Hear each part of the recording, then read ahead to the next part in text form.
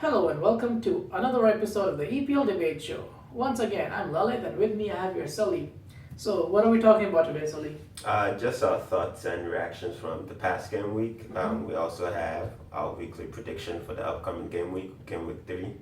And we have a little bit of breakdown for the Monday night clash between Arsenal and Liverpool. And lastly, of course, we do have our fantasy tips, so stay tuned. Alright, so let's kick off this episode with the analysis from game week 2. Talk us through the first game of the weekend. First game at Villa Park, the traveling Manchester United fans will be pretty happy with the result. Mm-hmm. Performance-wise, apart from the defending, I don't think there was much to be happy with other than the goal from Januzaj, Mm-hmm. cutting in from the left wing and curling the effort right past the goalkeeper. So performance-wise, not the best, but result is all that matters in the Premier League and a very efficient performance from United. Oh yeah, defensively very strong. I didn't give a lot of hope for the Villa strikers. And again, yeah, good goal for Januzaj. You can build upon that. Absolutely, he needed that one too. All right, so efficient performance. Well, let's talk about the first out of the three upsets of this week. Southampton at home, 3 down at against Everton. What do you make of that? Right, that was definitely one of the few shockers we had this weekend because Mhm. I thought with the way Everton defended at home on opening day, I did see them considering at least one or two against the very good Southampton side. So I was shocked to see Southampton not at least pop in one. Yeah, But then Barkley and Lukaku were very special on Saturday. exactly. And Lukaku in general two popped goals in for 2 goals and then a world-class strike from Barkley. So can't say much about the talented Englishman. All right. Let's talk about the draw at White Hart Lane. Again, it's the North London curse, I guess. Arsenal and Spurs, even though they're not exactly on the same level, Mm-hmm. they do have this stigma about them, where it just seems like the fans expect a lot from them, but the team always disappoints in some ways. So I don't know how you're 2 up against Barcelona at home. I mean, in Barcelona, I do mean Stoke now, because 15 minutes to close the game out at home is inexcusable, really. So Pochettino has a lot to answer for there. Yeah, but then it goes to show, how you can't write off any team in the Premier League, and every team is looking for that 1 point. But like I said, Spurs would consider it 2 points drop, and Stoke and their coach will be happy with the 1 point. So I think good game altogether. Yeah, very, very entertaining game. I enjoyed it.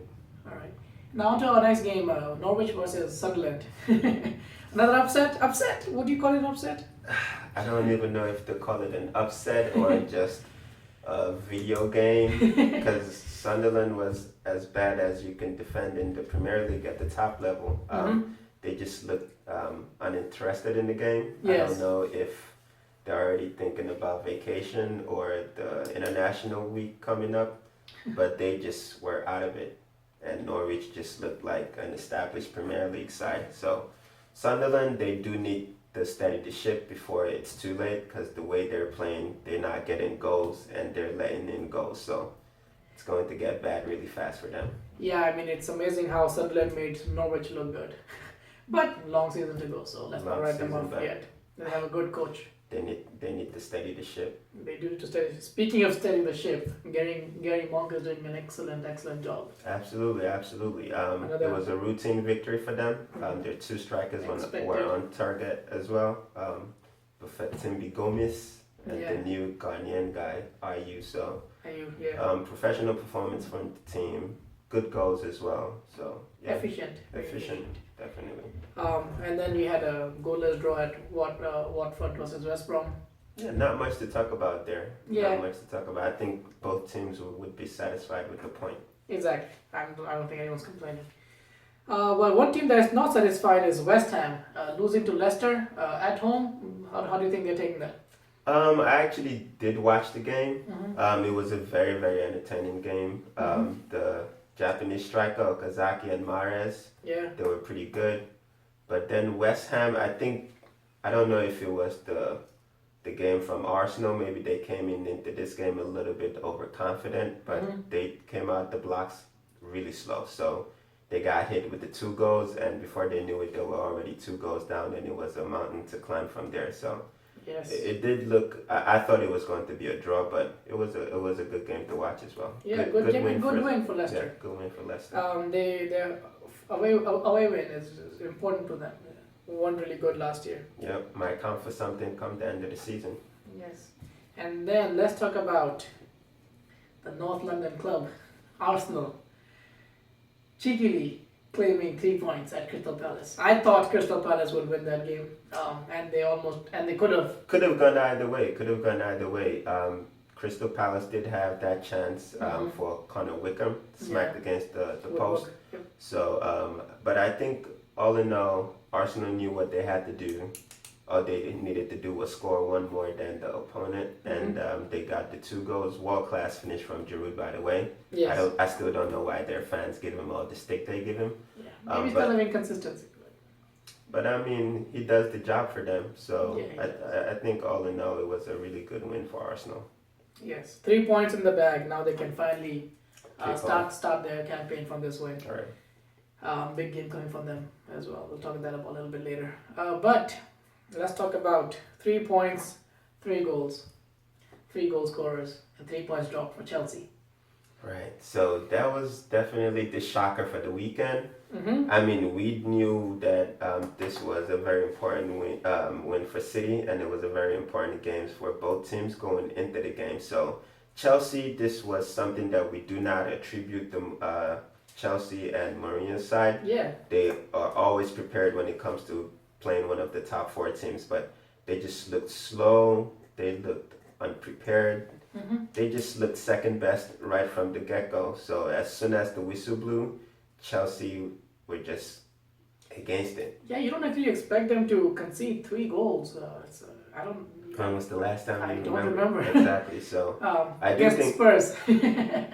But yeah, I think very good performance by City. I think tactically they got everything right. everything, definitely. With our guest last week said that Sterling is going to give Ivanovic some trouble, and some trouble he did. So I think overall the game unraveled as Pellegrini intended to be in. So I think they turned it into a dogfight, but I do think it's a one-off for Chelsea. Mhm. You're not going to see them concede 3 goals in another big game this season. let's see. But I mean, hey, get it while you can get it for City. Yes, and then let's come to our last game before we start predicting for next week. Liverpool versus Bournemouth, the last game on Monday night. Big victory for Liverpool. Convincing, do you think? Not too convincing, and not the best of games Yes. for fans. Mm-hmm. It wasn't a spectacle like we expected. Not really. But Liverpool did all they had to do, which was get the goal they needed to get, and the goal came in controversial terms. Yes, it did. And I think the manager for I for think the manager will Bournemouth, take it though. right, but the manager for Bournemouth would feel hard done by the goal because it was clearly an offside goal. But sometimes that's Good finish from Benteke though. very good finish. His first goal, can build upon that now. Right. And I think that will help his confidence that he didn't have to go too long, for finding that first goal for Liverpool. So, good win for Liverpool as well. Alright, so that was our analysis from game week 2. Let's make some predictions for game week 3. Alright, so let's talk about the first game of the weekend. United versus Newcastle. This should be a good game. I think United would finally find things offensively going in the Premier League coming off the game on Tuesday. Mm-hmm. So I do see them winning this by a margin of 2 goals. So 3-1 home victory for United here. I have the same exact result, except my my score is a little different. I'm going for a clean sheet for United. The defense has been very tight and very disciplined. And if they can contain that, if they can bring that form into this game, I think they'll get away with a clean sheet. So I'm going for a 2-0 to United. Let's talk briefly about Crystal Palace and Aston Villa. I have Crystal Palace as the winning team.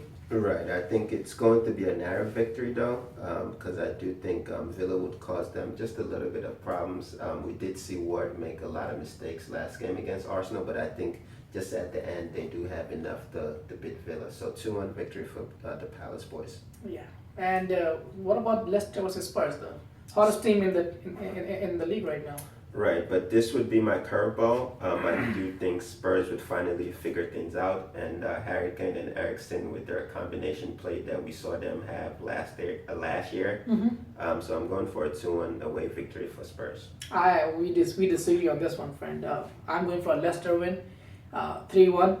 I think when the home crowd gets behind those Leicester attackers who are full of pace and energy, I think it'll be too hot for Spurs.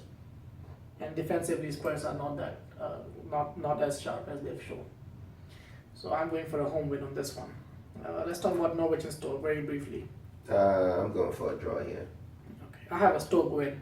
I think they can score more goals than Norwich. On to Sunderland versus Swansea. Swansea City all the way. Yeah, this is the easiest game to predict this game week. Sunderland terrible defending. Swansea, they look really, really good offensively. So I think they should win this by 2 at least. Good. Yeah, I mean Swansea City is obviously in form and Gary Monk knows exactly what he's doing.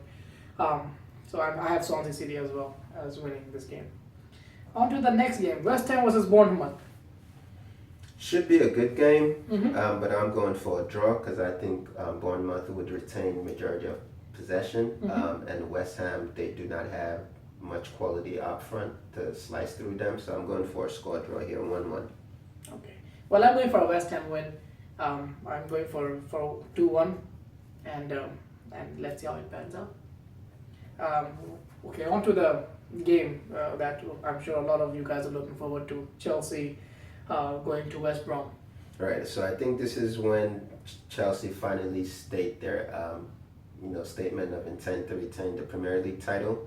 I think they're going to come out of the block sharp. I'm sure Mourinho would have given the team a tongue licking from the last game. Yeah. So I'm going for a 3-0 victory for Chelsea here. Okay.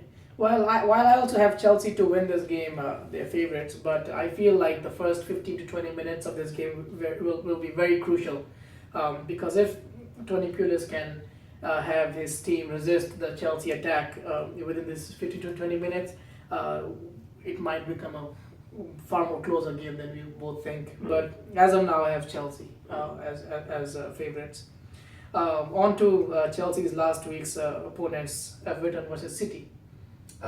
It should be a good game as well because they're both coming off really, really surprising victories. One was away from home in Everton, one was at home in City. But in this game, I think City would just have that much quality, that little bit of star power as well. Yeah. To just narrowly get the victory that they want. So I'm going for a 1-0 away win for City here. And I think that the star guy here would again be David Silva. Yeah, David Silva, excellent player. I'm actually going for a draw here, goal scoring draw. I think both these teams had very good games last week, and they're going to bring that form to this week. Everton would know that what City are capable of, and you can never write off Barkley from scoring a screamer. Sensational play. So I'm going for a 1-1 draw at Everton. And let's talk very briefly about Watford versus Southampton here. I think Southampton should have enough to nick this one. It will be a close game because they're both attacking sides. So I'm going for a 2-1 victory for Southampton here. I'm actually going for a 1-1 draw because I think Southampton right now morally are a little low. So if Watford can put that pressure in the beginning, then it's going to be very, very close game. And I'm expecting both these teams to score a goal each. Okay. All right, and for Arsenal Liverpool, we will be giving you guys just a little bit of a detailed analysis on what we think would happen in that game on Monday night at the Emirates. So stay tuned. All right, mates. We do have our big Monday night clash between Arsenal and Liverpool at the Emirates. Ended up 4-1 last year, so this year should be a little bit closer, so let's go for it. Setup-wise, what do you see the matchup and the formation being? Well, the formation Liverpool played last game was 4-2-3-1. I expect them to stick with that formation. It has done well for them.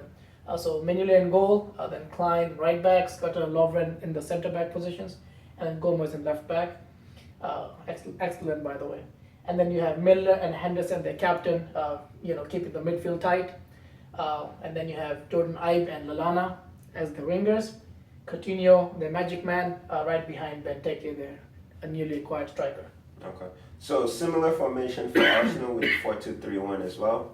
Petr Cech picks himself in goal. Mm-hmm. I do think with Gibbs being back with the threat of Ivan Klein there, Gibbs would probably slide in at left back. Koscielny and BFG. Mertesacker keeping things tight in the middle. Bellerin on the right wing. Cazorla and Coquelin in the center. They're keeping, covering the defense. And then I think Oxlade-Chamberlain will probably come in for Ramsey because of the threat that he can possess going at Lallana. He's not the fastest player on the pitch. Mm-hmm. And we have Alexis Sanchez in the number 11 role, Ozil right behind Giroud up top. So 4-2-3-1 for Arsenal as well.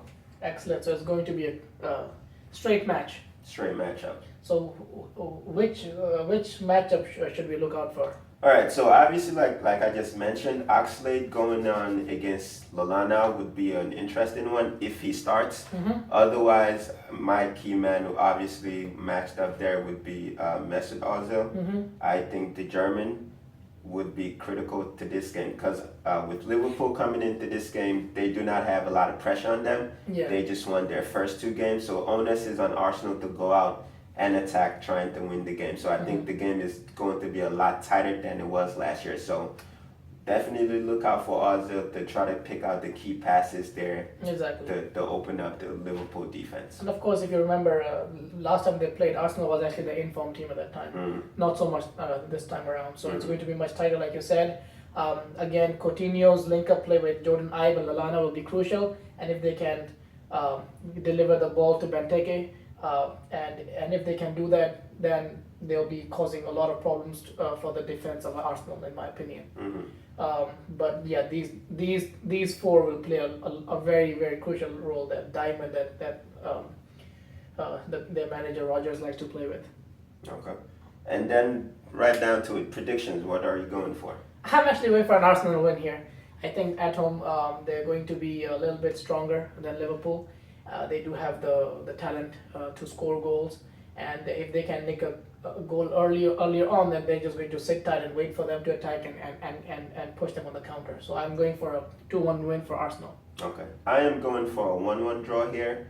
Koscielny and Mertesacker, they have not started the season well. Petr Cech in goal as well. He's looked a little bit shaky. So I think with the big Belgian up top in Benteke, and Milner definitely in particular, and Jordan Ibe providing support coming forward for him, I think I fancy Benteke's popping one at Arsenal. And then Alexis Sanchez, I do think Ozil would get the assist to bring Arsenal equal. So I'm going for a 1-1 draw here. All right, so there we have it, the big Monday night game. All right, so now we have our tips for Fantasy Game Week 3. Kick it off. What do you have for us? If you're looking for a clean sheet, I suggest Williams from Swansea. He considered 2 goals in the first game week. I mean, but that was against Chelsea, and they're playing Sunderland, and I expect them to keep a clean sheet against them. I don't expect them to concede a goal. Also, if you're looking for a goal scorer, I would go with Mahrez. He's hot. He scored 3 goals, and I have them scoring 3 against Spurs, and he might just be one of them. Listen, I'm going to give you guys a good tip this week, all right? Oh, God. Go for Memphis Depay against Newcastle. Historically, we do know Newcastle coming into Old Trafford is usually a routine victory. Uh-huh. And with the way he got in form against Club Brugge midweek on Tuesday, I see him popping a goal, his first Premier League goal, and getting an assist as well. So I'm going for Memphis goal and assist. If you're looking for a clean sheet, go for Chelsea, in particular John Terry. I'll tell you why. He would have not liked being dropped against City. It was pretty much a national disgrace on his part. I'm sure he wouldn't say that out loud, but I'm going for Chelsea for a clean sheet. Terry getting a goal from a set piece as well. So Terry goal and a clean sheet. Memphis Depay goal and an assist. Bank on it. All right, let's see what happens.